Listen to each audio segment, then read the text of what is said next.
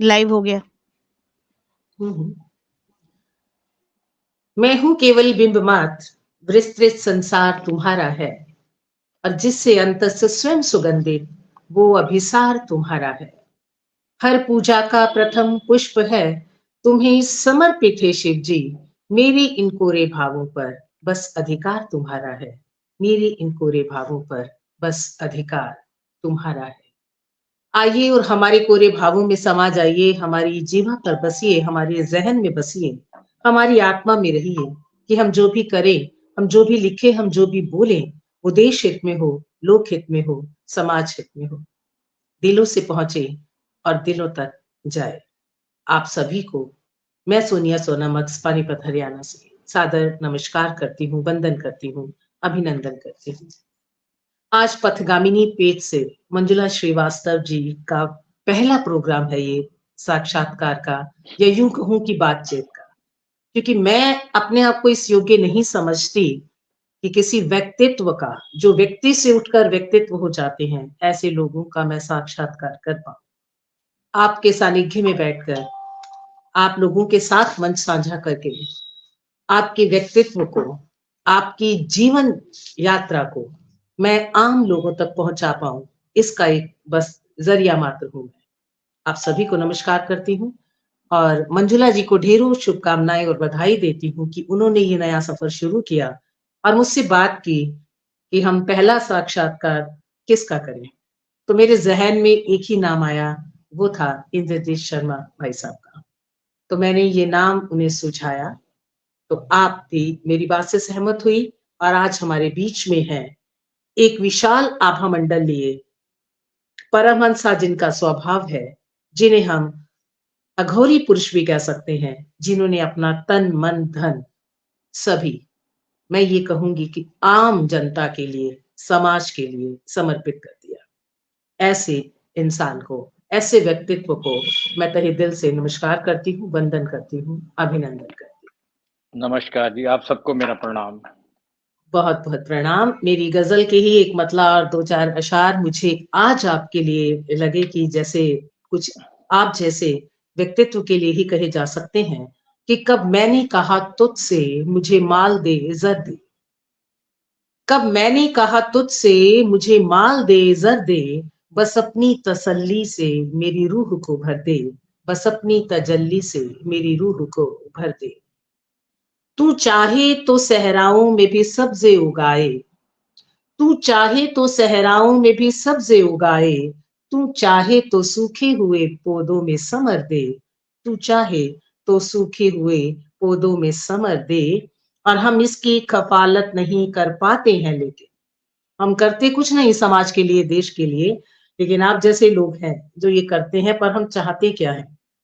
हम इसकी कफालत नहीं कर पाते हैं, लेकिन उम्मीद ये रखते हैं हमें साया शजर दे, उम्मीद ये रखते हैं हमें साया शजर दे। और गुर्बत के अजाबों से बचाए मेरे भगवन, किसी को गरीबी ना दे, कि गुर्बत के अजाबों से बचाए मेरे भगवन, फुटपाथ पे सोए हुए मजदूर को घर दे, फुटपाथ पे सोए हुए मजदूर को घर दे।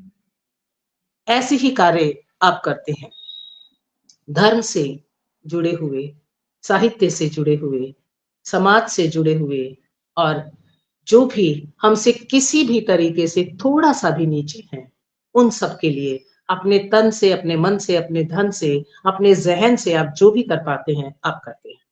आपका वंदन, आपको नमस्कार, आपका बहुत बहुत स्वागत। 1 नमस्कार अक्टूबर 1960 में जन्मे आप इंद्रजीत शर्मा जी, आपकी शुरुआती शिक्षा कहाँ की है और कैसा था आपका बचपन? जैसा कि मैंने देखा कि आप अभी बहुत धार्मिक और सामाजिक सेवा में लगे हैं और दानशील हैं। तो बचपन में आपका स्वभाव कैसा था? ये गुण क्या आप में बचपन से थे? यहीं से हम अपनी अ, बात की शुरुआत। कन्हैया नगर त्रिनगर दिल्ली में मेरा जन्म हुआ 1960 में। और मैं जी, सभी बच्चों की तरह साधारण बच्चा ही था स्कूल में, क्योंकि मैं घर में बड़ा बेटा था। तो मेरे को मेरी माता बहुत तैयार करके सजा कर स्कूल भेजती थी। हमारा सरकारी स्कूल था घर के पास ही, वो मुझे ले जाते और वापस अच्छा, ले आते। 5वीं क्लास तक मैंने शिक्षा वहाँ ली और जो मेरे गुरुजन थे, वो वहीं आस-पड़ोस में ही रहते थे। वो मुझे जानते थे कि मैं पंडित जी का बेटा हूँ, तो मुझे बहुत प्यार करते थे। और बाद में उन्होंने मुझे बताया कि बेटा जब तू पास होता था, तो हमारी पार्टी कई दिन चलती थी। तो हमारे पिताजी अरे हाँ, हमारे पिताजी ने बचपन में ही ये सपना देखा होगा कि बेटे को हमने इस लायक बनाना है कि ये समाज की सेवा करे और हमारे पिता का ही सपना था कि समाज ऐसा होना चाहिए जिसमें कोई भी पिछड़ा हुआ ना हो, सबको शिक्षा जी। मिले, सबको रोज़गार मिले। ये सपना मुझे बहुत बाद में जाके पता लगा कि मेरे पिता का ये सपना है। स्कूली शिक्षा के बाद मैं फिर कॉलेज में गया दिल्ली यूनिवर्सिटी में, वहाँ से मैंने ग्रेजुएशन किया और पढ़ते हुए भी मैं एक साधारण स्टूडेंट ही था, लेकिन धीरे-धीरे गुरुओं के आशीर्वाद से, स्कूल से ही प्राइमरी स्कूल से ही मेरे गुरु थे, वो अभी तक थे मेरे सिर के ऊपर। लेकिन अभी धीरे-धीरे करके समय क्या वो कहें आप 80, 90, 100 के होने के बाद वो धीरे-धीरे हुँ। अपना मेरे को आशीर्वाद देना देना भगवान के पास चले गए वो। अभी अभी हाल में ही अ, हमारे गुरु अभी मैं न्यूयॉर्क आया हूँ, तो आने से 3 घंटा पहले मैं उनको मिलने गया हॉस्पिटल में। अच्छा। तो उनकी हालत बहुत-बहुत बढ़िया नहीं थी, लेकिन उन्होंने मुझे पहचाना और गुरु माँ भी वहीं थी, उनकी पत्नी। तो उन्होंने कहा, "ये कौन है?" तो हुँ। उन्होंने बोला, "ये इंद्रजीत शर्मा है।" तो वो कह रही क्या है, बात "पहचान है! लिया क्या तुम्हें?" बात तो है! पहचान लिया उन्होंने।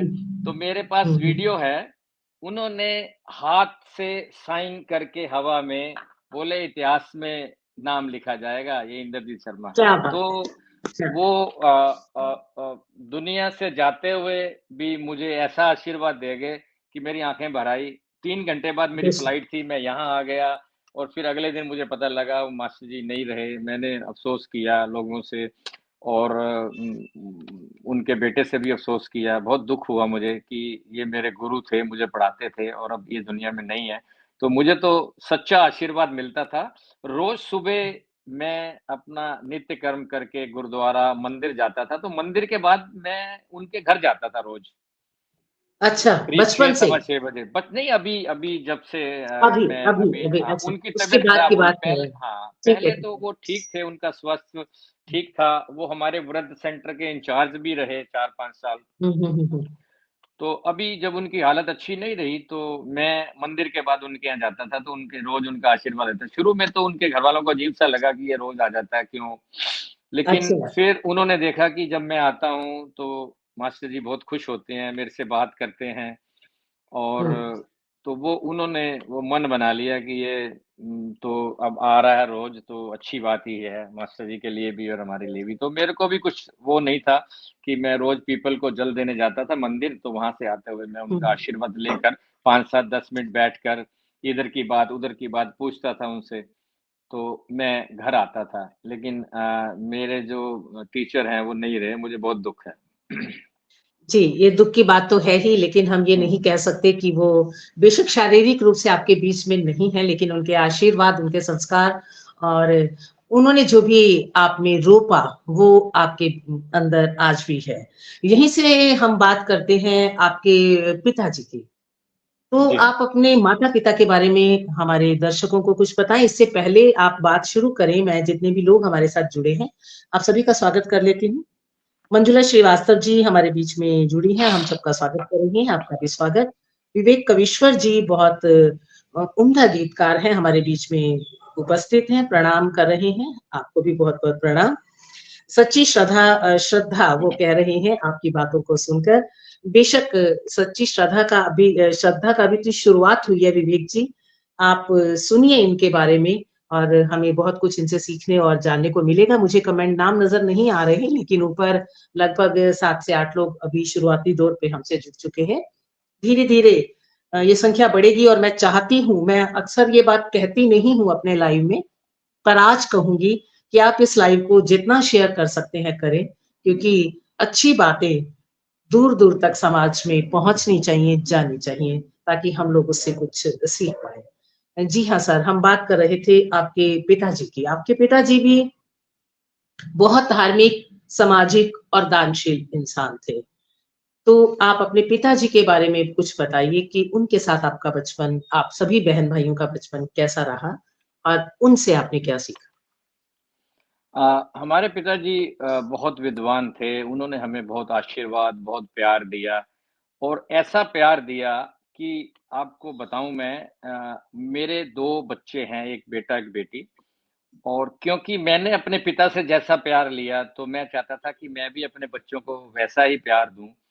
तो मेरे दोनों बच्चों की शादी हो गई है, मैंने जन्म सर से यहाँ मैं लेकर थोड़ा-सा रोकूँगी आपको। आप बात जी कर हाँ। रहे हैं प्यार की, संस्कार की। आज के समय में प्यार का मतलब ये होता है कि बच्चे की हर इच्छा को पूरा करना, हर डिमांड को पूरा करना, हुँ। वेदर वो सही है या वो गलत है।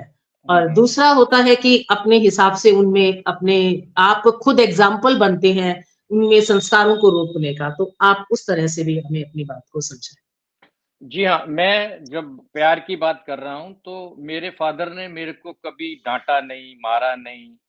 मेरी माँ ने भी मेरे को कभी डाँटा नहीं, कभी मारा नहीं और उसी बात को आगे करते हुए ज़माना बहुत बदल गया है।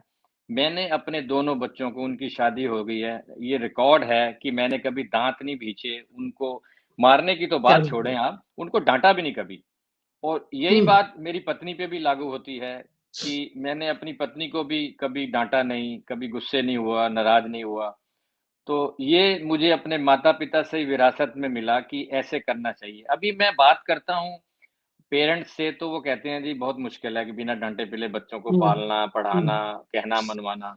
लेकिन मैं आपके सामने खड़ा हूँ और मेरे बच्चे हैं दोनों वो प्राउड करते हैं कि हमारे पिता ने हमें कभी डाँटा नहीं और कभी ईश्वर की कृपा ऐसी हुई उनसे कोई ऐसा काम भी नहीं हुआ कि मेरे को सोचना पड़े कि ये उन्होंने अच्छा काम नहीं हुँ, किया। हुँ, हुँ। तो वो बड़े हो गए, उनकी शादियाँ हो गई, मेरे बेटे ने भी अपना व्यापार मेरे से अच्छे तरीके से सँभाल लिया। अब मैं आपके सामने इंद्रजीत के रूप में खड़ा हूँ, बैठा हूँ, जी, जी। तो आपको हैरानी होगी कि एक दूसरा इंद्रजीत मेरे से बढ़िया तैयार हो चुका है, जो समाज की क्या सेवा बात कर है! रहा है।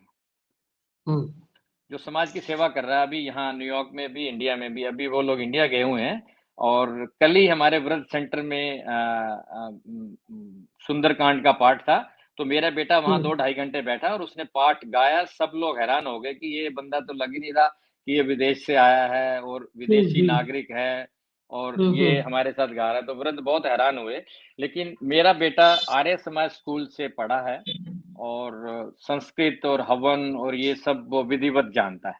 तो मेरे लिए बहुत खुशी की बात है कि जो चीज़ें मैं जानता हूँ या मैं कर रहा हूँ, मेरा बेटा स्वाभाविक से कर रहा है, उसको सिखाना नहीं पड़ा और तो सेवाभावी आपके मेरे से भी ज़्यादा वो है। माता-पिता पहले से ही सक्षम थे मतलब पैसे के को लेके अगर हम बात करें क्योंकि पैसा एक बहुत ज़रूरी चीज़ है जिसके ज़रिया बनता है वो समाज सेवा का या दान करने का। हमारे पास कुछ है तभी हम उसे आगे बाँट सकते हैं।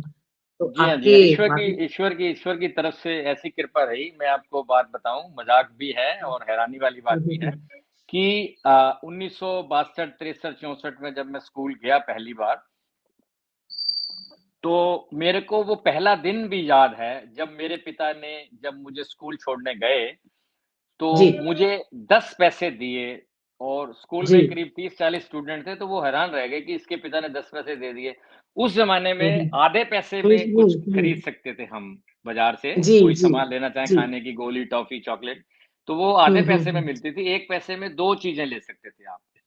तो हुँ, हुँ। ईश्वर की तरफ से वो था और मेरे पिता मुझे घर पर पिगी बैंक के लिए पैसे देते थे, तो मेरी जी। माँ 2 ढाई महीने में जब वो निकालती थी, तो आप हैरान होंगे कि हमारे काफ़ी सारे मकान थे, तो किराएदारों की फ़रमाइश रहती है, हमारा घर पुतवा दो, हमारे ये करवा हुँ, दो, हमारे वो करवा दो। हुँ। तो हमारी माँ वो पैसे इस्तेमाल कर लेती थी किराएदार अच्छा। को खुश करने के लिए भी तेरे को रंग करवा दूँगी मैं, ले तू रंग करवा ले हुँ, अपने 2 कमरों में, ऐसे करके। हुँ, तो वो हुँ। पैसे 100-200 रुपया होता था उस ज़माने में, तो वो काम आ जाता था वो।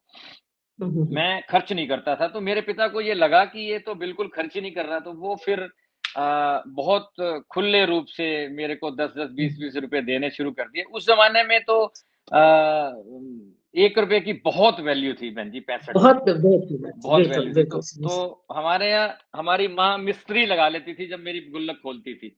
कि ये 200 निकला है तो ये खर्च कर दो इस मकान पे, ये इस किराएदार पे खर्च कर दो। तो ऐसे होता था।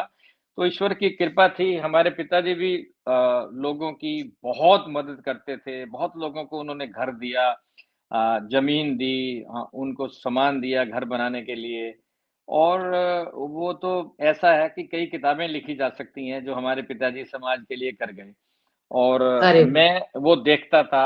फिर जब मेरा बेटा थोड़ा बड़ा हुआ तो मेरा बेटा हमारे पिता के साथ ही रहने लगा, उनके रूम में ही। हुँ, हुँ, हुँ, तो हुँ। वो मुझे कहना नहीं पड़ा, वो बातें उसने सीख गए अडॉप्ट कर अपने ली। आप से हमारे ही। पिताजी कैसे व्यवहार करते थे लोगों से, समाज हुँ, से, हुँ, तो वो हुँ। सब सीख गया बिना सिखाए। ये तो ये और बहुत बड़ी बात है कि जो दादा के साथ रूम शेयरिंग हुई उसकी, तो हुँ, उनके जो गुण थे, उनके जो संस्कार थे, वो ऑटोमेटिकली कुछ तो जीन्स के द्वारा और हुँ, कुछ हुँ, एक उदाहरण आप लोग बने अपने बच्चों के लिए, तो वो हुँ, अपने हुँ। आप ही उनमें आ गई, ये बड़ी बात थी। तो आपकी माताजी ने किस तरह से आपके पापा का साथ दिया, आपके पिताजी का साथ दिया? क्योंकि मत अक्सर औरतों में ये बात हो जाती है कि अगर पुरुष ज़्यादा खर्चा करें किसी और के ऊपर, तो वो टोकते हैं या करते हैं। तो वो सामंजस्य कैसे बना रहा? हाँ, वो आसान नहीं था लेकिन उसके विपरीत काम हो गया। हमारी माताजी का भी जी। स्वभाव ऐसे ही था। हुँ, हमारी हुँ, हुँ। माताजी की एक सहेली थी गाँव में, तो उसके सहेली के भाइयों ने अपनी बहन और अपने जीजा का कत्ल कर दिया। उनको अच्छा। तलवारों से मार दिया। पुराना ज़माना था जब बंदूकें ऐसे हुँ, नहीं हुँ, था, हुँ। तो तलवारों से उन्होंने काट-वाट दिया किसी कोई दुश्मनी की वजह से। तो वो एक लड़का जो हमारी माताजी की सहेली थी, उसका बेटा वहाँ अनाथ हो गया। हुँ, तो मेरी माँ का स्वभाव भी ऐसा ही था, तो मेरी माँ ने हमारे पिताजी को कहा और उस बेटे को यहाँ ले आए दिल्ली, उसको हुँ। पढ़ाया, लिखाया और उसकी अरे शादी वाह! भी की। तो उम, मेरी माता का स्वभाव भी ऐसा ही था, तो दोनों हुँ, का हुँ। फिर ऐसे विरोध नहीं हुआ आपस में। तो मेरी विरोध माँ नहीं भी हो बहुत कुछ ये करना चाहती थी, अच्छी तो वो उन्होंने ये बहुत बड़ा काम किया, किसी अनाथ बच्चे को पालना पुराने हुँ, ज़माने में हुँ। और अपने भी हुँ, 5 बच्चे हुँ। हों, तो आसान नहीं है अपने भी। बहन जी ये ना। अपने भी 5 बिल्कुल, बच्चे बिल्कुल हों, ऐसे। उसको पढ़ाया, लिखाया और मुझे ध्यान आ रहा है, जब वो जवान हुआ, उसकी शादी की हुँ, बात हुँ। चली तो हुँ, हुँ। वो उसने एक शब्द मेरी माता को कहा था, तो मेरे को लेकिन ध्यान है किसी वजह से। तो हुँ, वो हुँ। बोला, "मौसी, इंद्रजीत की तरह शादी करनी है मेरी आपने। कहीं ये सोचो कि मेरे अच्छा। माता-पिता नहीं है।" हुँ, तो हुँ, मेरी हुँ। शादी तो मेरी माँ ने ऐसे ही बहुत धूम-धाम से शादी उसकी करी। धूम-धाम से। शादी के बाद क्या भी वो बात 4-5 साल हमारे घर में ही रहा। उसके बच्चे भी हुँ, हमारे हुँ, यहाँ ही हुँ। हुए। फिर उसने हुँ, अपना हुँ। मकान खरीद लिया, वो दिल्ली में ही रहते हैं अभी। तो हुँ। आसान नहीं है किसी के बच्चे को पालना, फिर उसकी शादी करना। तो मेरी माता ने भी ऐसे बहुत साहसिक कार्य किए हैं, जिनके ऊपर हमें बहुत फ़ख्र है। बेशक, बेशक ये फ़क्र की बात ही है और काफ़ी लोग आपकी इन बातों को सुन रहे हैं और उसकी अनुकरणीय उसे मान रहे हैं। मनोज मनु पराशर जी लगातार बहुत बेहतरीन, बहुत शानदार आयोजन आपने किया मंजुला जी ऐसा वो कह रहे हैं। प्रभात कुमार झा जी भी नमस्कार कर रहे हैं सभी को और मनोज मनु पराशर जी बोल रहे हैं सनातन धर्म की जय ऐसा कार्य यही हो सकता है। नवीन कुमार झा जी बहुत तारीफ कर रहे हैं। विवेक अविश्वर जी कह रहे हैं कि यही आपका बड़प्पन है और बहुत सुंदर संस्कार आपके अंदर हैं। ये सारी सभी लोग आपकी इन बातों को अनुकरणीय मान रहे हैं। बहुत धन्यवाद। तो आप सभी का बहुत-बहुत धन्यवाद। आप जैसा कि अभी आप बात कर रहे थे कि आप 5 बहन-भाई हैं।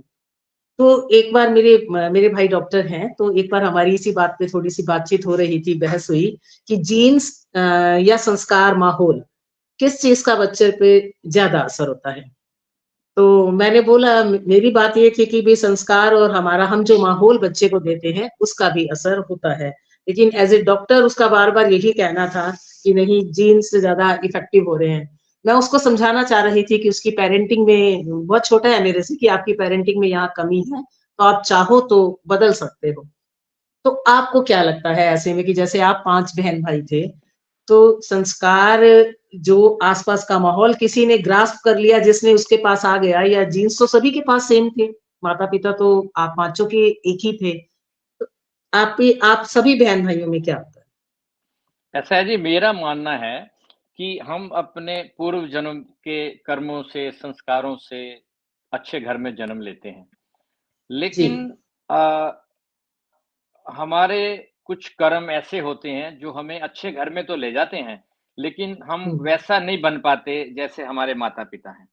तो जी। हम 5 भाई-बहनों में 1 बहन के साथ मेरे विचार बहुत मिलते हैं, जो अभी भी हमारे साथ ही हम्म, हैं। तो हम्म, जीव जो हैं वो अपने पूर्व जन्म के उससे ही वो काम करता है और वो सोचता है कि बेशक, मैं ठीक कर बेशक। रहा हूँ। हम्म। इसमें अपने माता-पिता की सेवा भी आ जाती है और अनादर भी आ जाता है, तो वो सोचता है। हाँ, सारी तो मेरा ये मानना है कि हमने पिछले जन्म में क्या किया था और हम अब क्या करना चाहते हैं। अगर हमारे मन में है अच्छा करने की, तो हम अच्छा करेंगे। लेकिन ऐसा नहीं है कि अच्छे माता-पिता के घर बनकर वो बेटा अच्छा ही होगा। अब आप महात्मा गांधी हम्म, के पुत्र को लें, उस वो इतने जी, बड़े पिता जी, का जी। पुत्र था, वो चाहता हम्म, तो अपने पिता का नाम भी रोशन कर सकता था, उनसे बड़ा भी बन सकता था।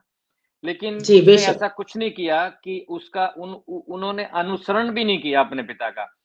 तो वो अब आज कोई याद नहीं करता उनको। तो जी। एक परिवार में होने वाले सब बच्चे विद्वान हों, ऐसा भी नहीं है और सब धार्मिक हों, ऐसा भी नहीं है। लेकिन नियम तो नियम है, अपवाद अपनी जगह है। नियम जी, जो है जी। वो अपनी जगह है कि अच्छे परिवारों में अच्छे ही बच्चे पैदा होते हैं। लेकिन हम 5 भाई-बहनों में 1 बहन के मेरे विचार मिलते हैं, सेवाभावी है वो।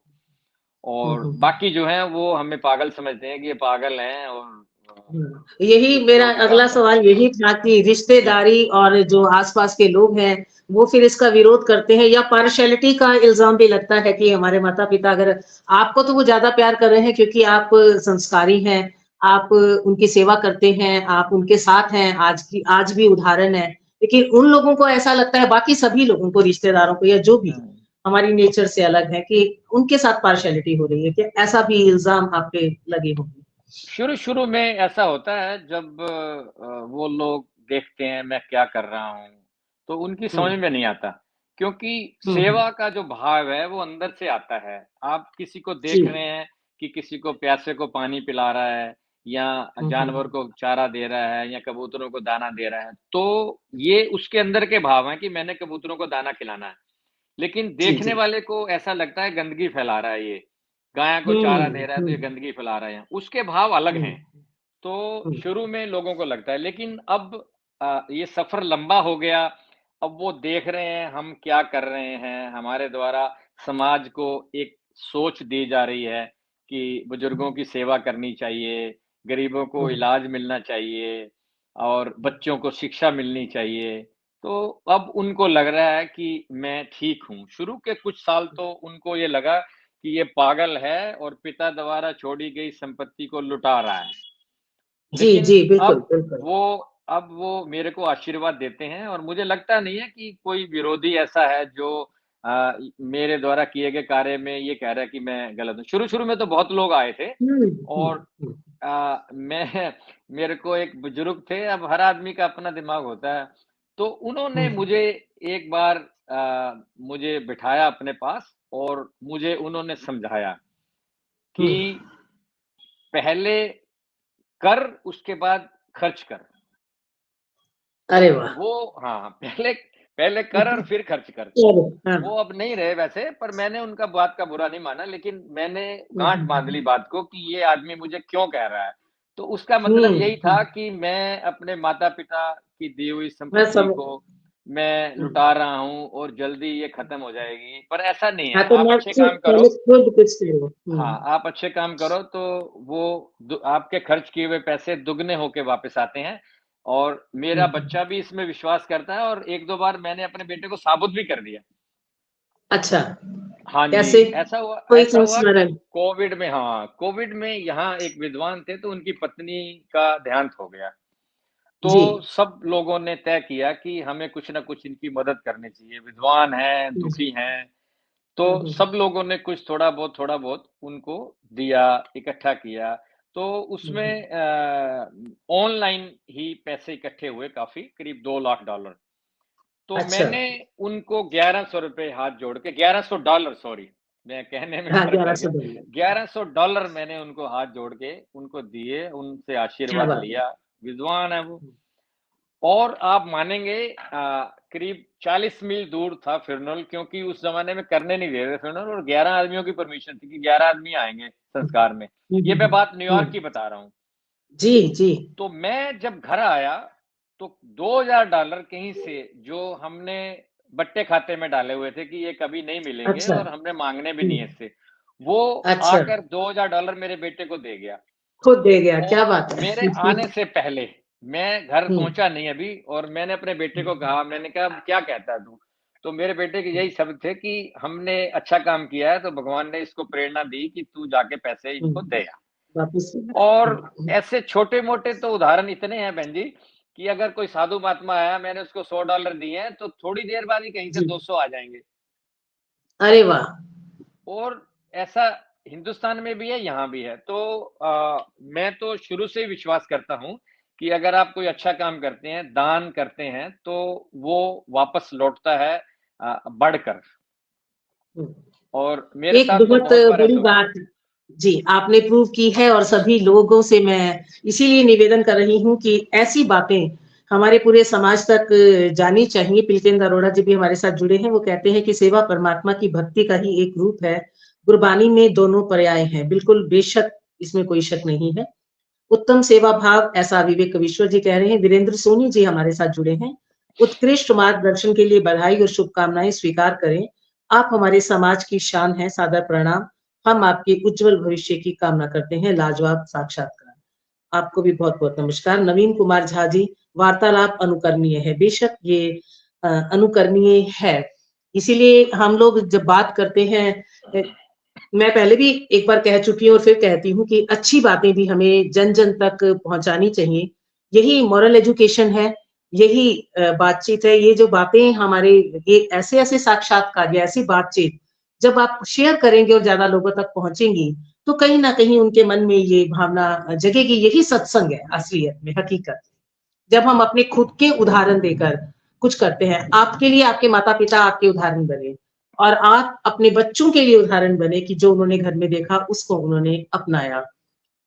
जब आपकी शादी हुई, मैं यहीं आती हूँ फिर तो आपकी पत्नी भी किसी दूसरे घर से आई थी। वही सवाल फिर मेरा होता है, किस्मत से ठीक है आपके मम्मी और पापा के, आपके माता-पिता के जो विचार थे वो मिल गए। तो आपने अपनी पत्नी के सामने पहले अपना ये स्वभाव रखा कि मैं ये सब करने वाला हूँ, तो आपका मुझे इसमें साथ देना होगा या वो भी बाय नेचर आपके घर में आकर आप लोगों जैसी हो गई? ऐसा हुआ, मैं बहुत लकी रहा हर मामले में, हर जगह। अरे वाह! मेरी पत्नी का चुनाव मेरी माता के द्वारा किया गया। मेरी माता ने उनका जी, घर-परिवार देखा और तय हो गया था कि शादी यहीं करेंगे। और उनको भी ये कर दिया था, उनको भी पता लग गया था कि मैं अपने माता-पिता का आज्ञाकारी हूँ और मैं आ रहा हूँ। मैं न्यूयॉर्क में हुँ, था जब, तो मैं गया तो एकदम ही विदिन 1 महीने के अंदर-अंदर हमें जो वो रिश्ता भी हो गया और सब सेरेमनी वगैरह हो गई, शादी भी हो गई।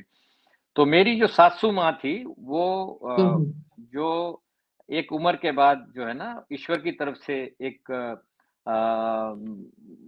नज़र में जो है भगवान ने जो औरतों को ये दिए हुई है कि वो अपनी नज़र से देख लेती हैं आदमी के बारे में कि बेशक, ये ब ये कैसा बड़ी है। बात कही। एक हुँ, एक उनको पता लग जाता है। तो और फिर अब उन्होंने बेटी देनी थी तो आस-पड़ोस, अगल-बगल से भी उन्हें पूछा गया कि मैं कैसा हूँ, क्या करता हूँ? बेशक, तो बेशक, बेशक। उनको जो रिपोर्ट मिली तो वो रिपोर्ट उनके काम की थी कि ये बच्चा अच्छा है। तो हुँ, हुँ। मेरे माता के द्वारा ये चुनाव किया गया था। तो शादी होने के बाद में तो काफ़ी दिन खुशियाँ चलती रही। हमारे पिताजी भी बहुत खुश हुए, हमारी माताजी भी बहुत खुश हुई। तो सबसे बड़ी बात ये हुई हमारे यहाँ कि शादी होने के बाद में मेरे पिता द्वारा तो काफ़ी सारी संपत्ति जो थी, वो मेरी पत्नी के नाम कर दी गई कि ये हमारी अब अरे ये वाह! मालकिन है, छोटी मालकिन है। तो हुँ, एक बहुत बड़ी ज़िम्मेदारी मेरी पत्नी को मिल गई। और फिर जी। हम कुछ प्रॉपर्टी अगर लेते थे, तो वो मेरी पत्नी के नाम से लेते थे। तो ये भी एक बहुत बड़ी ज़िम्मेदारी बात थी प्लस कि मैं विश्वास भी मिला उन्हें कि मेरे पे हाँ जी, विश्वास हाँ जी। किया तो गया है ये ना? भी वो मिला बड़ी कि बात है। ज़िम्मेदारी जी। बढ़ गई। फिर हुँ, वो ईश्वर की तरफ से उनको ये प्रेरणा हुई कि मैं जो कर रहा हूँ, वो अच्छा कर रहा हूँ। कई बार ऐसे होता है कि पत्नी को लगता है कि मैं मेरा मेरा परिवार, मेरी माँ, जी, मेरा बच्चे, कई बार जब जी। ऐसे आ जाता है मेरा, जब मेरा हुँ, तेरा आ हुँ, जाता है तो फिर प्रॉब्लम वहीं खड़ी होती है। जब वहीं मेरा खड़े नहीं आता तो नहीं होती। तो एक बहुत बड़ी बात ये हुई, वैसे मेरा विचार यही था कि विदेश में अच्छा नहीं है और मैं वापस हिंदुस्तान आऊँगा। शादी से जी। पहले और शादी के बाद तक यही विचार था मेरा कि मैं वापस आऊँगा। अब यहाँ में हमने बिज़नेस अपना एस्टेब्लिश कर लिया है, हमारा काम चल रहा है और मेरी आवश्यकता नहीं है। हुँ, हुँ। लेकिन यहाँ पर भी मेरे बुजुर्ग दोस्त और बुजुर्ग ही कहूँगा मैं, उम्र तो उनकी मेरे से 40 साल, 50 साल ज़्यादा ही थी।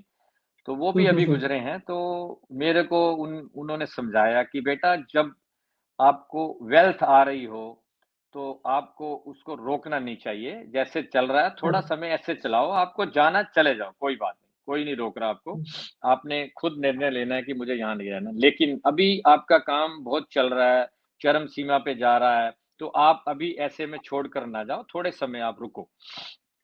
तो मेरे एक दोस्त के पिता थे, वो मेरे दोस्त भी थे, मेरे अंकल भी थे, तो उन्होंने मुझे समझाया, कुछ और लोगों ने मुझे समझाया, तो मेरी समझ में ये बात आ गया कि थोड़ा समय और रुकना चाहिए। लेकिन वो थोड़ा समय करते-करते वो 25 साल निकल गए, थोड़े-थोड़े में ही। अच्छा। हुँ, हाँ, हुँ, हुँ, हमारी हुँ। वेल्थ बढ़ती गई।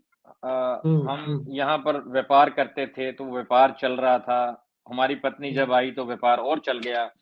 तो हुँ, एक हुँ, जीव हुँ, घर में हुँ। आता है, तो उसका लक भी साथ में आता है। उसकी किस्मत तो साथ आती है। जी। जी हाँ, तो वो हमारा चल गया। उधर मेरे पिताजी दिल्ली में ही थे, तो वो कुछ खरीदते थे तो मेरी पत्नी के नाम से खरीद लेते थे, तो इससे मेरी पत्नी भी खुश होती तो और उनका हुँ, परिवार बहुत खुश होता था कि हुँ, हमारी हुँ। बेटी को इतने अधिकार मिल गए वहाँ जाकर जी, कि जी। वो निर्णय ले सकती है और हुँ, मालकिन का हुँ। दर्जा बहुत आसानी से नहीं मिलता किसी घर में बहू को नहीं ये मिलता, जाकर। ये बड़ी बात थी, ये बड़ी बात थी घर में। ये बहुत अच्छी बात जो आपके माता-पिता ने की और ये मैं कहना चाहूँगी जितने भी लोग हमारे साथ जुड़े हैं, तभी मेरा बार-बार यही कहना है कि ये जो छोटी-छोटी बातें हम यहाँ से निकालते हैं, हम खुद इसी उम्र में आ चुके हैं, अब हम सास-ससुर बन चुके हैं कुछ लोग और कुछ बनने वाले हैं। तो इस तरह से अगर हम किसी को थोड़ा-सा भी सम्मान देंगे आने वाली लड़की को, थोड़ा-सा प्यार देंगे, थोड़े से अधिकार देंगे, तो वो अपने आप हमारी हो जाएगी। जी सर। मेरी पत्नी को कभी ये लगा नहीं कि ये मेरे पिता हैं, उनके पिता नहीं हैं। मेरी जी। पत्नी को अगर कोई तकलीफ होती, खाँसी-जुकाम ये वो, तो मेरे फ़ादर एकदम दवाई ला के देते। जी। और मेरी पत्नी को ये कभी लगा ही नहीं कि ये मैं अपना घर छोड़ के इस घर में आ गई हूँ। हुँ, हुँ। और उनके परिवार के भी जितने सदस्य थे, उनको भी मान-सम्मान। अभी हमारे समाज में कह देते हैं कि जब बहू है, वो मालकिन है या वो जी, सब जी। कुछ है। लेकिन हुँ, मैंने हुँ। देखा है 50-50 साल तक सास बहू को चाबी नहीं देती घर की सारी। नहीं देते, तो नहीं देते। वो नहीं देती, लेकिन मेरी माता ने तो शुरू में ही जो सारी ज़िम्मेदारी, पैसों का लेन-देन, आना-जाना वो मेरी पत्नी के हाथ में दे दिया, तो ये भी फ़र्क पड़ा। तो फिर मेरी पत्नी ने मुझे जो सहयोग दिया और मेरे बच्चों ने जो सहयोग दिया, उसी की वजह से मैं इंद्रजीत बन पाया। असल में बात ये क्या है। बात मैं कहूँ जी क्या मैं बात बन गया ऐसा नहीं हुआ। मेरी हुँ, पत्नी 25 साल तक हिंदुस्तान में रहकर मेरे माता-पिता की सेवा करी। जो सेवा मुझे करनी चाहिए थी, वो मेरी पत्नी ने करी। हालाँकि मैं साल में 5 बार जाता था वहाँ, हुँ, हुँ, लेकिन हुँ। वो तो 24 घंटे वहाँ रहती थी। जी, तो जी, और बेशक। मेरे बच्चों ने भी नाम रोशन किया कि उसके पोते हैं, उसकी पोती है, उसके बेटे हैं। हुँ, तो मेरा हुँ। बेटा इंजीनियरिंग करने के बाद में वो चाहता तो वो यूएस करोड़ों रुपए सिटीज़न का है। पेट उसको लग सकता उसको है। लाखों जी। डॉलर का काम मिल हुँ, जाता, हुँ। ऑफ़िस में बैठता हुँ, वो हुँ। टाई लगाकर, बढ़िया ऑफ़िस में बैठता बिना किसी उसके। लेकिन उसने उस जी, सब जी। को छोड़ते हुए मैकेनिकल इंजीनियरिंग की और करने के बाद में अपना जो पैतृक काम है, अब हमारी तीसरी जनरेशन है जो हम काम कर रहे हैं। अरे वाह! जो भी सामान हम बनाते हैं, बड़े फ़ख्र के साथ बनाते हैं और हुँ, हुँ। उसकी तह तक जाते हैं, उसमें टेक्निकल हुँ, हुँ, कोई हुँ। प्रॉब्लम ना आए और लोग हमारा सामान पसंद करते हैं। बहुत कम सामान है जो हमारा फ़ेल हुआ है, अदरवाइज़ जो भी हम बनाते हैं, वो खूब अच्छी कीमत पे बिकता है यहाँ पे। अरे वाह! तो यहाँ से ये सवाल मेरे मन में उठता है कि आप भारत से न्यूयॉर्क गए, है ना? यहाँ से आपने जो आपका बिज़नेस था वो यहीं से स्टार्ट हुआ। तो यहाँ के इस कारोबार को वहाँ किस तरह से लिया लोगों ने? किस तरह से उसको सम्मान मिला और किस तरह से आपने इसे बढ़ाया? देखें समय लगता है बहुत अपने आप को साबित करने के लिए कि एस्टेब्लिश मैं करने सही हूँ। तो मुझे 40 साल से ज़्यादा हो गए हैं यहाँ पर और अरे वाह! जो लोग हमारे से लंबा सामान समय, बहुत लेते लंबा थे, समय। उनको 40 साल हो गए हैं सामान लेते हुए, तो उनको पता है कि सामान जो है बढ़िया होगा। तो एक विश्वास हुँ, हमने बनाया और वो विश्वास आज तक कायम है। किसी आदमी को हुँ, धोखा हुँ, नहीं हुँ। दिया, किसी से हमने गलत पैसे नहीं लिए, तो ये चीज़ें काउंट करती हैं यहाँ पर। हम किसी को सामान नहीं, दे रहे लेकिन हैं हमने तो ये सुना है, मैं तो जॉब में हूँ, लेकिन हमने ये सुना है कि बिज़नेस, जैसे मेरा बेटा है, वो बिज़नेस करना चाहता है, हमारे घर में सभी जॉब में हैं, लेकिन वो एक अलग दिशा पे जाना चाहता है। तो उसको थोड़े दिन पहले ही कोई कह रहा था, बिज़नेस करना इतना आसान नहीं है, बिज़नेस करने के लिए तो चालाक होना होता है, सो झूठ बोलने पड़ते हैं, और तुम तो इतने सीधे हो, ना तो तुम झूठ बोल सकते हो, ना तुम चालाक हो, ना किसी से पैसे निकलवा सकते हो, मतलब उसकी जेब से झूठ बोल के तो तुम कैसे बिज़नेस करोगे? तो आप में तो ये एक भी गुण नहीं है, तो आप इतने सक्सेसफुल बिजनेसमैन कैसे हैं? ऐसा है जी, मैं आपको बताऊँ मेरे को 40 साल से थोड़े ज़्यादा हो गए यहाँ पर और मेरे द्वारा बहुत लोगों को करोड़पति यहाँ बनाया गया। ईश्वर ने मुझे बोला कि इस आदमी की हेल्प करो। मैंने उसकी हुँ, हेल्प करी, बहुत लोगों को व्यापार कराया, लोगों को घर ले दिए, पेट्रोल पंप ले दिए, क्या जो बात है। मोटल होते हैं वो ले दिए, बहुत लोगों की हेल्प करी।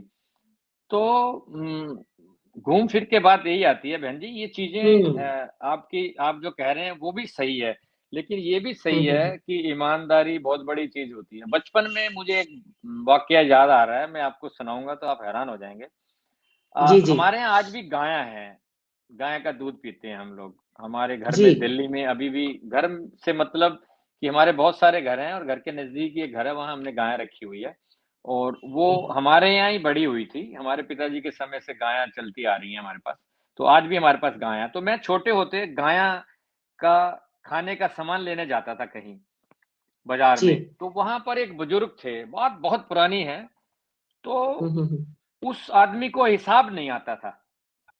अच्छा। मैं जो लेता था तो मैं ही हिसाब करता था कि इतने किलो ये इतने पैसे, इतने किलो ये इतने पैसे, इतने किलो ये इतने बन गए। अच्छा। तो कई बार हाँ। आके मैं अपने पिताजी को बोलता था कि पिताजी ये आदमी का काम कैसे चल रहा है? लोग तो हुँ, बेईमान भी हैं, देंगे नहीं पैसे, हुँ। कम जोड़ लेंगे, देंगे। इसको तो जो देते हैं हुँ, जेब में हुँ। डाल लेता है। तो हमारे हुँ, पिता हुँ, ने हुँ। मुझे बोला कि ऊपर भगवान बैठा है, अगर 1-2 बदमाश भी हैं तो हुँ। बाकी सब लोग इसको सही पैसे देते हैं, तो 1-2 बिल्कुल, गलत बिल्कुल, आदमी बिल्कुल देने सही से बात। उसका व्यापार नीचे नहीं जाएगा। तो हुँ, मुझे भी काफ़ी लोग ऐसे मिले जिन्होंने मेरे को मेरे साथ अच्छा व्यवहार नहीं करा और हुँ, मेरे हुँ, को ठग लिया। लेकिन मैं हुँ, आपके सामने बैठा हूँ, आज भी ईश्वर की कृपा है और हुँ, मैं हुँ, करता रहता हूँ कुछ ना कुछ। मैं देखता हूँ कि ये ज़रूरतमंद है, तो इसको हुँ, हुँ, इसकी मदद की जाए। हमारा ड्राइवर है, उसको मैंने अपने पास से पैसे खर्च के एक लाइसेंस बनवा दिया बिल्डिंग हुँ, हुँ, हुँ। इंस्पेक्टर का। तो वो 1 घंटे में अच्छा। $500 का काम करता है जब वो बिल्डिंग को चेक करने जाता है। तो ऐसे ही अरे वाह! हुँ, काफ़ी लोगों को मैंने जहाँ मुझे लगा हाँ। कि ये है, तो मैंने बहुत लोगों की ज़िंदगी सँवार दी यहाँ पर भी, वहाँ पर भी। बहुत वहाँ बहुत पर भी अच्छी बात, बहुत अच्छी बात। हम लोग सिलाई सिखा रहे हैं बच्चियों को और लेडीज़ को। तो अ, सैकड़ों लोग हमसे सीख के चले गए हैं और मैं अभी कहना नहीं चाहिए ऑनलाइन, लेकिन सीखने के बाद में मैं उनको सिलाई मशीन देता हूँ निःशुल्क। तो वो अपने नहीं, घर कहना नहीं, जाके कहना चाहिए। वही बात मैं कह रही नहीं, हूँ कि वो बात उसमें अलग थी। उसमें ऐसे कैसे पता चलेगा कि आप ये करते हो? एक कोई उ और इंद्रजीत बने, आप जैसे इंद्रजीत आगे 10 नहीं, और आए, हम कुछ चाहते हैं कि समाज में ऐसा हो। कुछ कुछ कुछ चीज़ें ऐसी हैं, एक बच्ची सीखने आ रही है, 3 महीने सीखेगी, उसको मशीन दे दी, चुपचाप ले जाएगी। लेकिन हमने अभी सार्वजनिक रूप से 2 बड़े-बड़े फंक्शन किए थे, तो जी। उसमें 21-21 मशीनें हमने दी, जिसमें सिफ़ारिश भी आ गई। अब हुँ, फ़ोटोग्राफ़र हुँ, था, हुँ। उसने फ़ोटो खींची हैं, मेरे पास हैं वो हुँ, अभी हुँ। भी। हुँ, तो हुँ, हुँ। लोग सिलाई मशीन ले गए जिनके हाथ में आईफ़ोन पकड़ा हुआ था, एक दूसरे हाथ में। तो वही बात। तो हाँ। तो थोड़ा-सा ये होता है। दूसरा हुँ। सिफ़ारिश आती है जी, ये आएँगे नहीं लेने स्टेज पे मशीन स्टेज पे लेने नहीं आएँगे और आप हाँ, इनके इनको घर भेज मशीन देना। पहुँचाओ। हुँ। तो बड़ी चीज़ें ऐसी होती हैं जो ऐसे डिस्क्लोज़ करने में दिक्कत आती है। लेकिन अब हमने नियम बना लिया है कि अगर उसकी हुँ। अटेंडेंस होगी और वो हुँ, हुँ, हुँ। सीखेगी 2-3 महीने तो उसको हम सिलाई मशीन बिल्कुल, अपने पास से बिल्कुल, देते हैं और वो अपने बिल्कुल, घर जाके कुछ बिल्कुल। ना कुछ घर में बैठकर ही इज़्ज़त के साथ कुछ ना कुछ काम कर लेती हैं। हाँ, बिल्कुल, आपने बिल्कुल ठीक कहा। और दूसरा या तीसरा जो हमने लेसन अब यहाँ से ये सीखा है कि किसी को एक टाइम की भीख देना, या एक समय हेल्प करने से बेटर है कि उसको जिंदगी भर के लिए एक रोजगार दे देना, ताकि वो अपना परिवार और अपना वो सब आगे चला सके। इससे बड़ी मदद और कोई नहीं हो सकती जो कार्य आप कर रहे हैं। बहुत-बहुत आपको मुबारकबाद, बहुत-बहुत आपको शुभकामनाएँ। थैंक यू, तिलकेंद्र खुदा अरोड़ा हाफ़िज़। जी कह रहे हैं कि सेवा परमात्मा की भक्ति का ही एक रूप है, बार-बार वो यही बात लिख रहे हैं। आपका बहुत-बहुत स्वागत, नमन कर रहे हैं वो आपको। अलका शर्मा जी कह रहे हैं कि यही सत्संग है, इससे अच्छा सत्संग और कोई नहीं हो सकता। विवेक कविश्वर जी कह रहे हैं कि ये वार्तालाप आज बहुत सुंदर भावों को बाँट रहा है। विवेक कविश्वर जी, इसीलिए स्पेशली मैंने आज आपको इनबॉक्स में इसके लिए इनवाइट किया था। अक्सर मैं गज़ल गीत के लिए तो पर्सनली इनवाइट नहीं करती हूँ, तो जिसकी इच्छा है वो सुने। लेकिन आज की जो चर्चा थी, आज की जो वार्तालाप थी, वो आम दिनों से कुछ अलग थी। आपने एक वृद्धाश्रम खोला है, मैं आम जनता को बता वृद्धाश्रम तो नहीं कह सकती, वृद्ध लोगों को एक साथ रहने की जगह। और एक तरफ आपने अपने माता-पिता को एक अलग तरह की सेवा, एक अलग तरह का सम्मान दिया।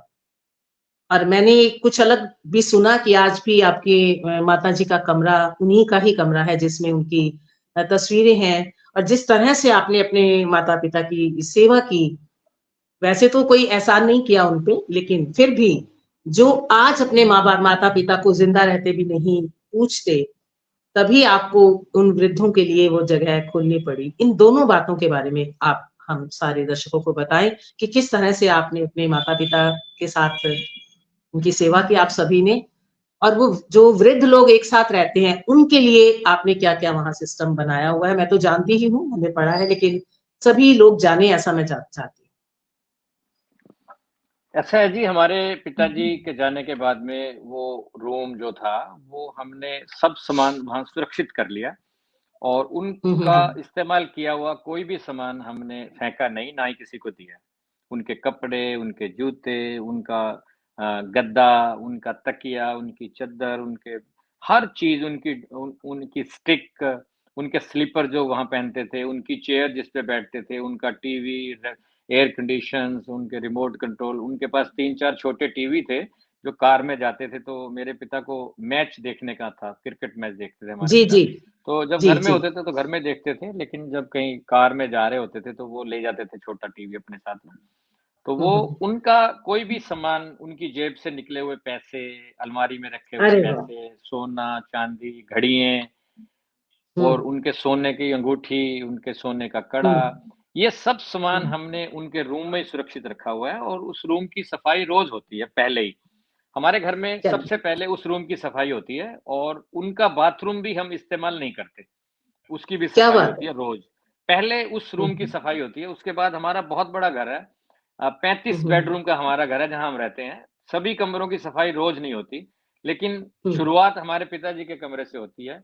तो हमारे पिताजी का कमरा साफ होता है, उसके बाद दूसरे कमरे साफ होते हैं। तो उस कमरे में हमारे पिताजी ने अंतिम साँस ली थी। मेरी जी। गोदी में उनका सिर था, मैं उनसे बात कर रहा था, जब हुँ, हुँ। उन्होंने अंतिम साँस ली और जब वो अंतिम श्वास उन्होंने छोड़े, तो वो मेरी कान में आज भी वो आवाज़ है, क्या आवाज़ आई थी। और मेरी गोदी में उनका सिर था, मैं उनसे प्यार कर रहा था, उनसे बात कर रहा था जब वो भगवान के पास गए हैं। तो वो कमरा जी। हमने सुरक्षित कर लिया, अब वहाँ पर मैं सुबह-शाम रोज़ धूप करता हूँ। उनके बड़े-बड़े चित्र लगवाए हुए हैं वहाँ पे हमने और अरे आर्टिस्ट वाह! से हमने उनके बड़े सुंदर चित्र बनवाए हैं।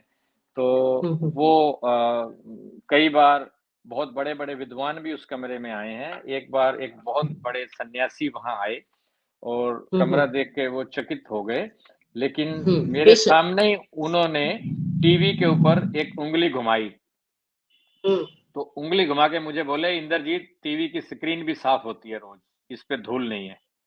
तो मैं हैरान हो गया कि बताओ सन्यासी का दिमाग कहाँ चला गया कि ये कहाँ देखा जाए चला? कि सच में सफाई होती है या ये तो कह ही नहीं रहे हैं। होती है।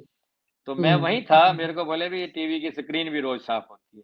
तो मुझे बड़ा अच्छा लगा, उन्होंने मुझे आशीर्वाद भी दिया और जो भी लोग आते हैं, हमारे पिता का कमरा देखते हैं, तो भाव-विभोर तो हो ही जाते हैं वो।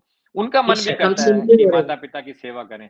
लेकिन मैं एक बात और कहना चाहता हूँ कि ईश्वर ने हमें भाग्य में लिखा है कि हम अपने माता-पिता की सेवा करेंगे, तो बिना लिखे हुए हम सेवा नहीं कर सकते। ऐसा मेरा मानना है और मैंने देखा भी है और ये सच बात है कि बिना भाग्य के आपको सेवा मिल नहीं सकती। वो किस अ, तरह? वो ऐसा है, आपके बच्चे ऐसे होंगे जो माता-पिता पे पैसे नहीं खर्च करने देंगे, आपकी पत्नी, आपके बच्चे, आपका समाज या आपके भाई-बहन। ऐसा भी होता है हम्म कि आप अपने माता-पिता को अपने साथ रखना चाहते हैं। अब 5 भाई हैं, वो पाँचों कहेंगे भी आप रखोगे तो जायदाद आप ले लोगे, इसीलिए आप नहीं रखोगे हम्म अकेले। ये सबके पास हम्म घूमेंगे।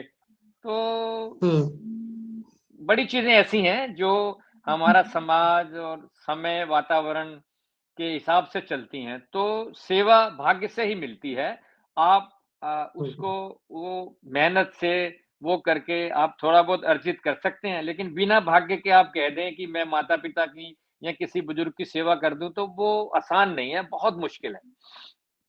ऐसा मेरा मानना है, तो अपवाद भी हो सकता है आपके थोड़ा बहुत, हिस्से तो लेकिन हाँ, सर बहुत से बुजुर्गों की सेवा आई है। जैसे मैं आम हमारे साथ जितने भी दर्शक लोग जुड़े हैं, सुनने वाले हुँ, जुड़े हैं, आप सभी को बता दूं हुँ, कि आपने विद्यालय भी खोले हैं कई सारे, और आपने औरतों को सिलाई सिखाने का भी एक जिम्मा लिया हुआ है। और इसके साथ साथ एक ऐसा एक जगह बनाई हुई है जहाँ बहुत से वृद्ध लोग एक साथ रहते हैं, जहाँ उनका जन्म दिवस भी मनाया जाता है। और वो किस तरह से सर वहाँ होता है, आप हमें बताएं, हमारे इन सभी सुनने वालों को, कि वो भी सभी कैसे माता पिता की तरह ही हैं आपके, किस तरह से आपने उनके लिए ये सेवा भाव हुँ। रखा है।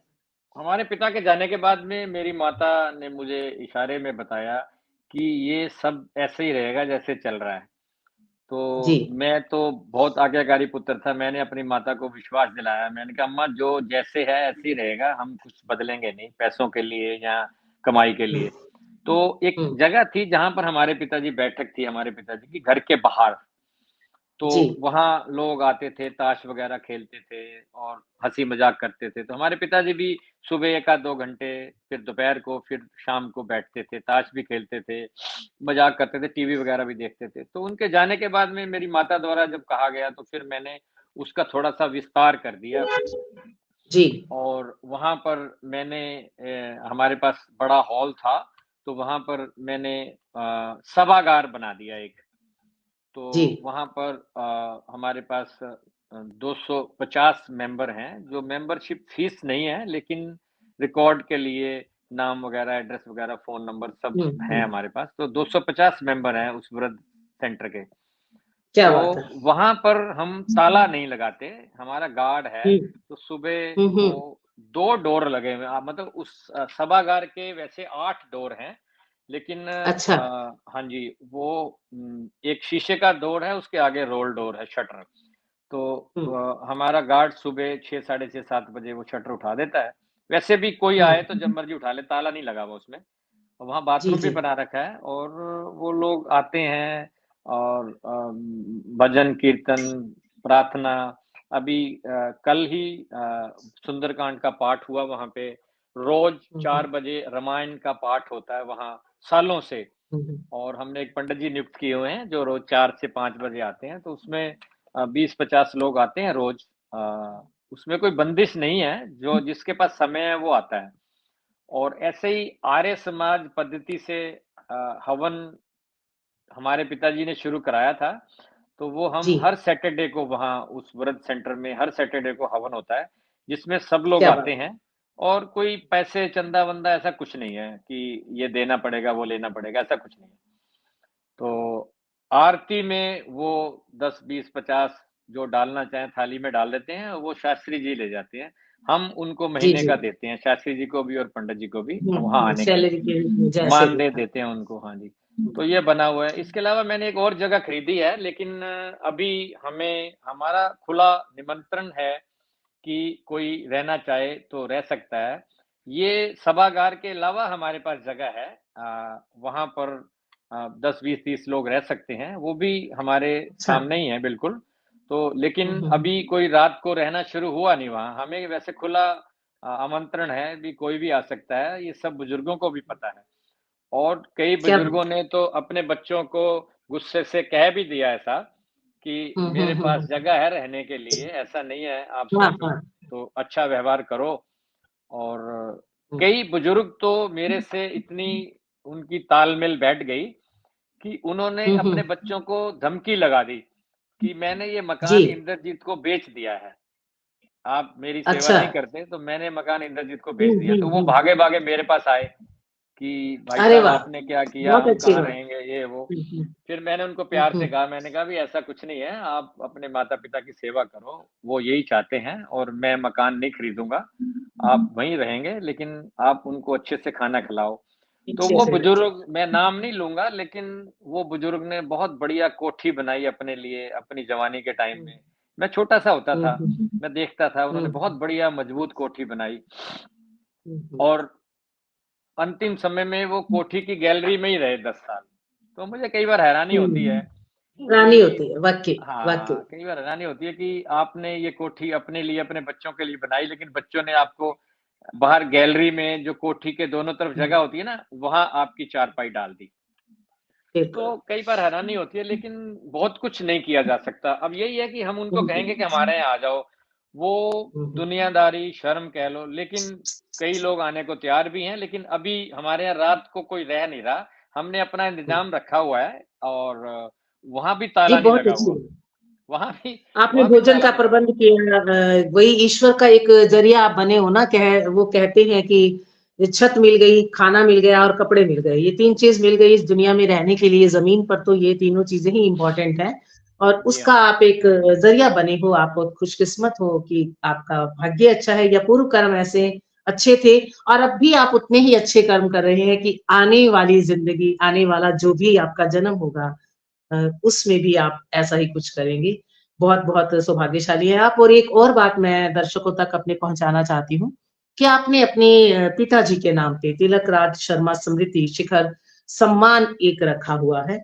और इस बार भी ये सम्मान आपने संतोष चौबे जी को ये सम्मान मिला है। इस सम्मान के बारे में आप हमारे जानने वालों को कुछ बताएँ? मैं जब छोटा था तो हमारे पिताजी के एक मित्र थे, अब नहीं रहे, श्री मुरारी लाल त्यागी जी। जी। उनके 11 स्कूल थे दिल्ली में और सभी रिकॉग्नाइज़ थे, अपनी बड़ी-बड़ी बिल्डिंगें थी, कई-कई एकड़ की। तो जी, जी। मेरे को बचपन में वो हमारे पिता को बोलते थे कि इंद्रजीत को कहो हमारे पास आया करे। तो वो हुँ, हुँ, हुँ। लाइक कॉन्वेंट स्कूल था, पब्लिक स्कूल, तो मैं वहाँ जाता था, रोज़ मुझे वो पढ़ाते थे, ऑफ़िस में ही, प्रिंसिपल ऑफ़िस में। तो बड़ा प्यार करते थे। तो धीरे-धीरे समय बदलता गया, मैं बड़ा हो गया, मैं पढ़ के विदेश आ गया, लेकिन मेरा संपर्क उनसे रहा। तो मेरे पिताजी के जाने के बाद में श्री मुरारी लाल त्यागी जी ने हमारे पिताजी के नाम पर एक पुरस्कार शुरू किया और वो जी। पहला पुरस्कार उन्होंने श्री बाल स्वरूप राही जी को दिया। अरे वाह! जो जो 11,000 रुपए नकद था जी। और उसमें एक मेडल था सोने का और एक हुँ, सर्टिफिकेट था और क्या बात! श्रीमती सविता चड्ढा जी उनको दिया। तो जी। ये दिल्ली हिंदी भवन में हुआ। तो उस समय जो दिल्ली की चीफ मिनिस्टर थी शीला दीक्षित जी, उन्होंने ये जी। सम्मान सविता चड्ढा जी को दिया। मेरे पास पिक्चर भी है, हुँ, हुँ, वीडियो हुँ। भी है। तो जी, जी। श्री त्यागी जी ने वो पुरस्कार शुरू किया और 1-2 साल वो अपने द्वारा आयोजन करते रहे समारोह। उसके बाद हुँ, फिर हुँ। त्यागी जी का स्वास्थ्य अच्छा नहीं रहा, तो हुँ, मेरे हुँ। को उनकी सेवा का भी मौका मिला। हमारे यहाँ भी रहे बहुत अरे समय वाह! वो। जी हाँ, तो वो उसके बाद फिर मैंने शुरू कर दिया। तो अभी तक करीब 500 विद्वानों को हम ये पुरस्कार दे चुके हैं। क्या बात! क्या बात है! पहले ये पुरस्कार 11,000 रुपए का ही था, लेकिन समय के हिसाब से आप कहें या मेरे जो मित्र विद्वान हैं, उनके द्वारा मुझे ये प्रेरणा दी गई हुँ, कि हुँ। 11,000 रुपया बहुत बड़ी रकम नहीं है। पुरस्कार को हुँ, अगर हुँ। आपने बड़ा और वो विशाल करना है, तो राशि बढ़ाई जाए। तो पिछले हुँ, साल हुँ। फिर मैंने निर्णय लिया, तो ये पुरस्कार अब जो है वो 1,01,000 रुपए का है। क्या बात है! तो क्या श्री बात संतोष चौबे जी बहुत बड़े विद्वान हैं, उनकी 6 यूनिवर्सिटी हैं और समाज के लिए शिक्षा के जगत में अभी बहुत बड़ा काम कर रहे हैं। जो लोग उनसे परिचित हैं उनको मालूम है कि जी। वो क्या कर रहे हैं। सरकार के द्वारा भी ऐसा बड़ा आयोजन नहीं किया जा सकता, जैसे कि सरकार के बिल्कुल। पास तो करोड़ों, अरबों रुपए हैं, वो भी नहीं कर हुँ। सकते। लेकिन श्री चौबे जी हर साल बहुत बड़ा भव्य आयोजन करते हैं और अभी 55 देशों से विद्वानों को उन्होंने निमंत्रण दिया, वो लोग आए और उनका सेवा भाव देखने वाला था। तो क्या बात। सौभाग्य से मुझे 2019 में भी जाने का मौका मिला और मैं अभी भी गया था।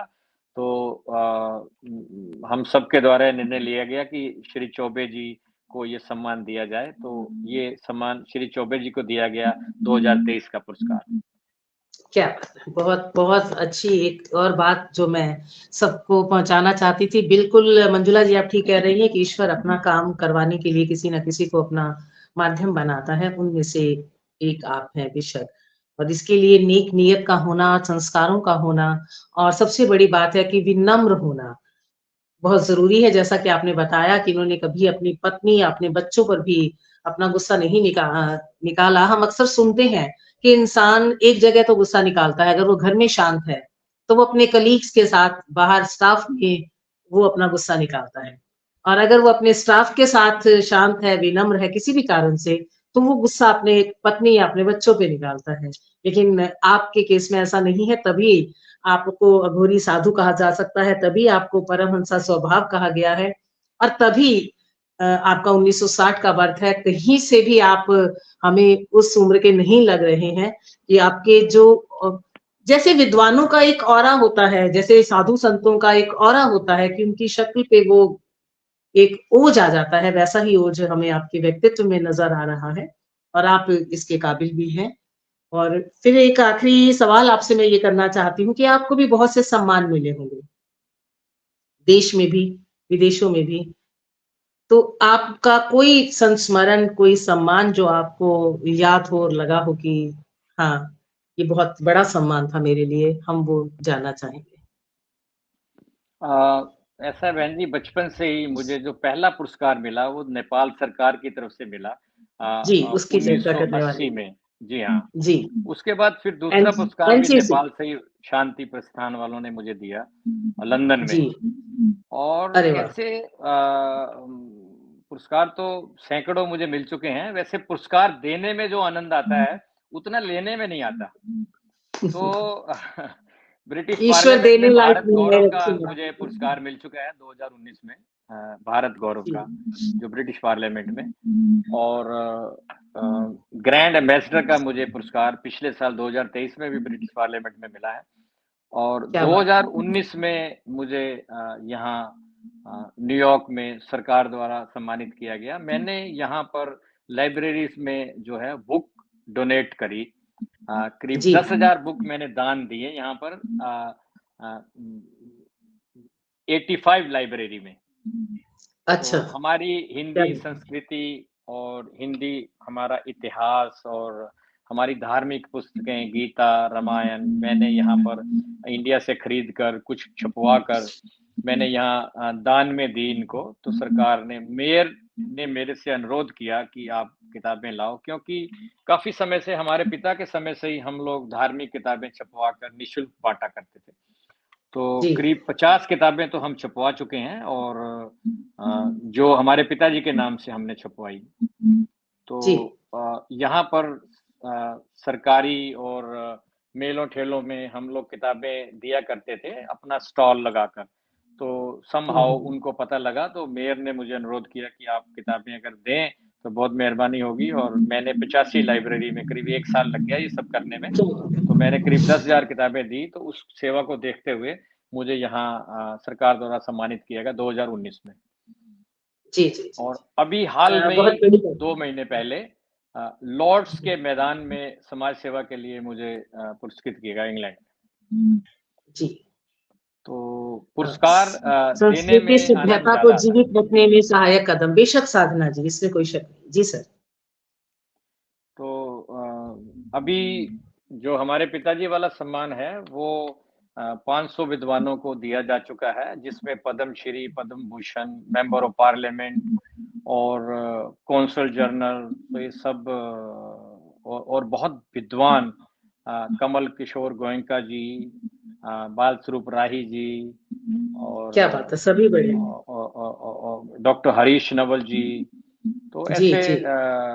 संदीप मारवा, श्री बी एल गौड, तो ऐसे 500 विद्वानों को ये प्रदान किया जा चुका है और बहुत हमारा बहुत सौभाग्य है बहुत कि सभी विद्वान एक से बढ़कर एक हैं, तो हमारे लिए बड़ा सौभाग्य की बात है कि ये पुरस्कार उन्होंने स्वीकार किया और पुरस्कार की और शान बढ़ गई उनके लेने से। बेशक, बेशक आपकी यही सोच ही आपको बड़ा बनाती है सर, आपके व्यक्तित्व को, आपके ऑरा को 1 घंटे में बाँधना बहुत मुश्किल है। मैं तो सोचती हूँ कि इस एक जन्म में बाँधना ही बड़ा मुश्किल है और आपकी एक-एक बात जन-जन तक पहुँचनी चाहिए। कैसे 1 घंटा निकल गया हमें पता ही नहीं चला। फिर भी आपके साथ बातचीत में 4 या 5 जो भी शिक्षा निकल कर आई है, मुझे ये लगता है कि उसमें से अगर हम एक भी अपने जीवन में उतार लें, तो हम अपने जीवन में एक टर्निंग पॉइंट ला सकते हैं, एक ड्रास्टिक चेंज ला सकते हैं। आपने बुजुर्गों के लिए काम किया, आपने महिलाओं के लिए काम किया, आपने बच्चों की शिक्षा के लिए काम किया, आपने रोजगार के लिए काम किया, मैं छोटे में बताना चाह रही हूँ। आपने साहित्यकारों के लिए काम किया, आपने माता-पिता को अपने ईश्वर के अनुकूल रख के, ईश्वर के बराबर रख के काम किया। आपने अपने बच्चों में और आस-पास के सभी बच्चों में अपनी संस्कृति और संस्कार भरने की कोशिश की। आपने अपने सनातन धर्म को ज़िंदा रखा, आपने अपनी इंसानियत को ज़िंदा रखा। तो इतनी सी बातें में मैं आपका व्यक्तित्व तो नहीं बाँध सकती, फिर भी यही सब आपके लिए मैं कह रही हूँ।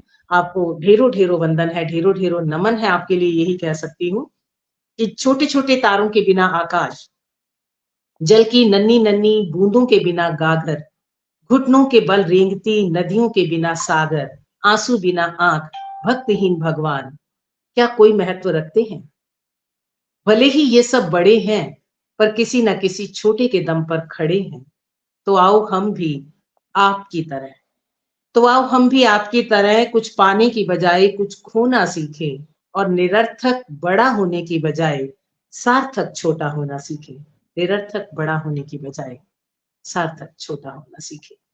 जैसे कि आप हैं, बस आप जैसी विनम्रता ही हम में आ जाए, उतना ही बहुत है। और कोई संदेश जाते-जाते जो आप हमारे दर्शकों को, हमारे समाज को देना चाहें, आपका स्वागत है। हाँ, मैं तो अनुरोध करूँगा कि जिन भी सज्जन जिनके माता-पिता जीवित हैं, उनकी सेवा करी जाए, उनका आशीर्वाद लिया जाए। आशीर्वाद में बहुत ताकत है। दुनिया की हर चीज़ आप प्राप्त कर सकते हैं आशीर्वाद के बल पर। मेरे माता-पिता ने मुझे आशीर्वाद दिया, मैं आपके सामने बैठा हूँ, आप मुझे सुन रहे हैं, आपने मुझे 1 घंटा सुना, बहुत-बहुत धन्यवाद। फिर भी आपके मन में कोई शंका हो, आप आना चाहें तो मेरे पिता का कमरा देख सकते हैं, अमृत सेंटर देख सकते हैं। बेशक, मैं और बड़ी हमारे तमन्ना है पिताजी मेरी। ने भी अपनी पवित्र कमाई से हरिद्वार में एक धर्मशाला का निर्माण करवाया। हमारे पिताजी जी, के समय में वहाँ रहना निःशुल्क था। उनके जाने के बाद में हमने भोजन भी निःशुल्क कर दिया। अब वहाँ कोई जाए क्या तो वो रह भी सकता है और भोजन भी निःशुल्क है उनके लिए। तो मेरा तो और आप सबसे अनुरोध है कि अपने माता-पिता की सेवा करो और जैसे आप उनकी सेवा करेंगे, आपके बच्चे देखेंगे कि आप अपने माता-पिता की सेवा कर रहे हैं। आपके फिर बच्चे वापस से आपसे भी ज़्यादा आपकी सेवा करेंगे। मेरा ये क्या बात अनुरोध है, आप करके देखें। बहुत-बहुत धन्यवाद। है।